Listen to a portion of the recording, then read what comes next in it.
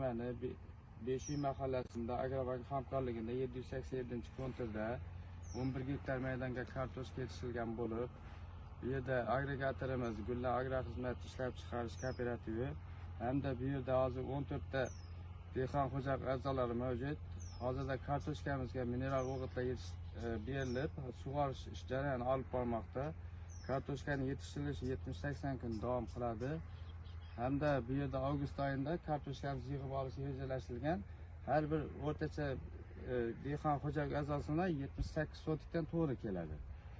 Bu yerdan yerni tayyorlashimiz o'rtacha har bir dehqon xo'jalik a'zosiga 1 yillik 2 hosilimizdan daromadimiz 60-70 million daromad hosil qilish rejalashtirilmoqda.